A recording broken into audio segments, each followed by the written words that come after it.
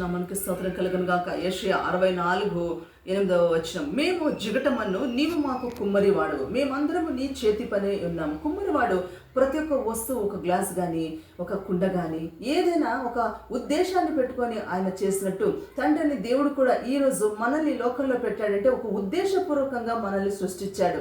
ఆ ఉద్దేశాన్ని మనం తెలుసుకోవాలంటే వాక్యం చదవాలి.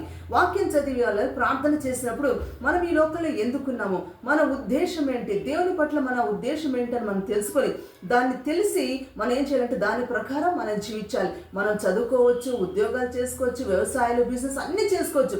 అన్ని చేసుకుంటూ దేవుని కోసం ఏమి చేయాలని చెప్పేసి ఆ దేవుని యొక్క ఉద్దేశాన్ని మనం తెలుసుకొని దేవుని కోసం కూడా ఈ లోకంలో మనం జీవించాలి. మోషే విషయంలో చూస్తున్నప్పుడు దేవుడు ఇశ్రాయేలు ప్రజల్ని నడిపించడానికి మోషేని ఎన్నుకున్నాడు. అలాగే యెహోషువను చూసినప్పుడు మోషే తర్వాత యెహోషువ ప్రజల్ని నడిపించడానికి యెహోషువను ఎన్నుకున్నట్టు మనం చూస్తున్నాం. పౌలుని చూస్తున్నాము. ఆయన ఒక గొప్ప విద్వాంసుడు అయినప్పటికీ కూడా దేవునికి శత్రువుగా అనేక మందిని చంపేమైనప్పుడు కూడా పౌలు దేవుని ఉద్దేశంలో ఉన్నాడు కాబట్టి ఒక గొప్ప దేవునికి ఒక శిష్యుడిగా మారాడు.